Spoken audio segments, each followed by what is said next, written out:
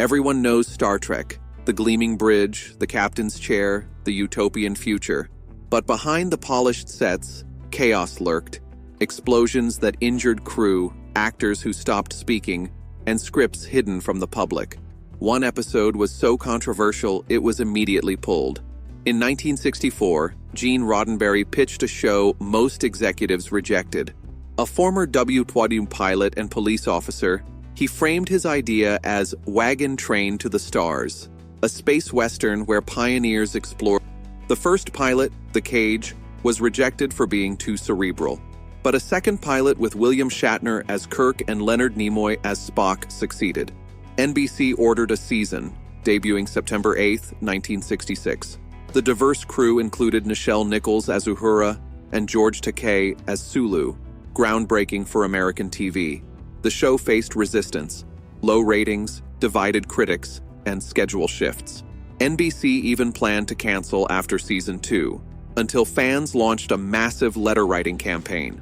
Over 100,000 letters convinced NBC to greenlight a third season, though with a lower budget and a tough time slot. After Cancellation in 1969, Star Trek exploded in syndication. Children, college students, and fans discovered it anew. The first Star Trek convention in 1972 drew thousands, cementing its legacy as a cultural phenomenon. From the outside, Star Trek looks like a success story. A struggling show canceled after 3 seasons became a global cultural icon. But behind the cameras, a very different reality unfolded.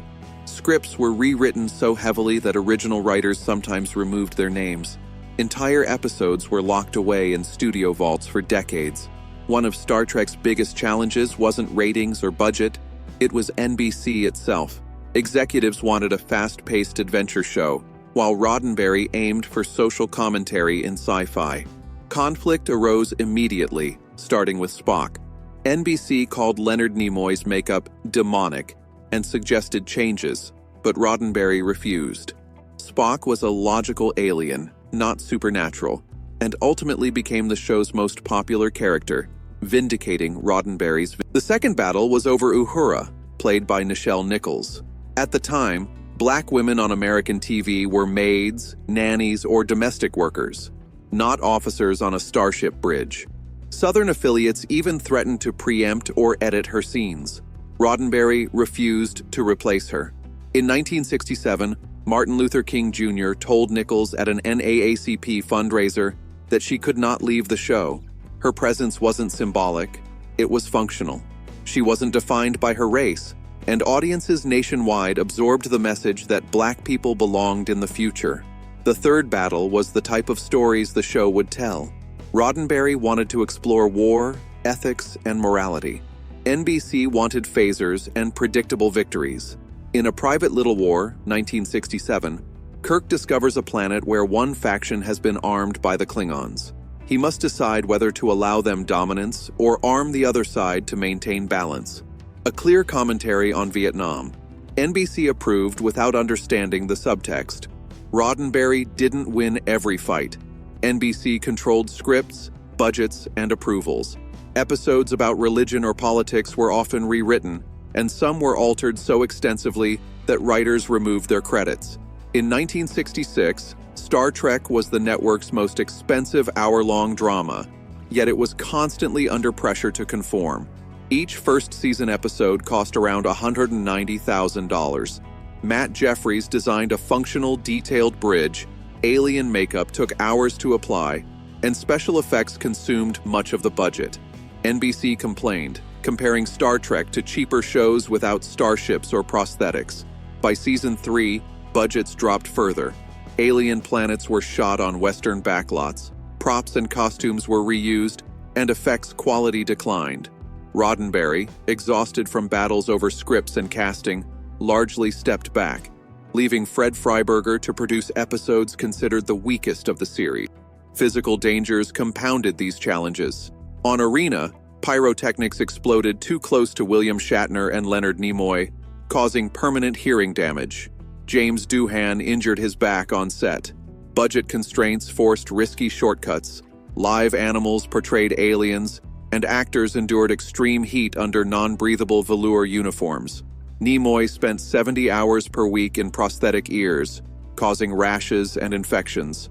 Stunt performers faced falls and explosions with minimal safety precautions, yet injuries often went unreported to avoid halting production. Cast tensions added another layer of strain. Shatner and Nimoy started as friends, but as Spock gained popularity, competition and on-set friction grew, culminating in Nimoy cutting off contact before his death in 2015. George Takei and James Doohan also criticized Shatner for dominating scenes and dialogue. The studio kept conflicts quiet, preserving the show's utopian image. Some episodes were too controversial to air. International broadcasters often banned them. The Empath, Season 3, Episode 12, was withheld in the UK from 1969 to 1994 due to psychological torture scenes. Episode 14 depicted a sadistic asylum and was also banned. Plato's Stepchildren, Episode 10, famous for Kirk and Uhura's first interracial kiss, was blocked not for the kiss, but because the crew was forced into humiliating acts by telekinetic Plutonians. These bans highlighted Star Trek's daring, often darker undertones, a side of the series hidden behind the polished on-screen future. Similarly, Miri, Season 1, Episode 8, was censored in the UK for portraying children as dangerous and unstable after a plague left only long-lived children on a planet. Germany also cut episodes extensively, removing violence and content considered too graphic. Viewers there didn't see the full stories until home video release. Censorship continued beyond the original series. In 1990, Star Trek: The Next Generation aired The High Ground, in which Dr. Crusher is taken hostage by terrorists and a character references Irish reunification in 2024. Broadcasters in the UK and Ireland refused to air it due to political sensitivities.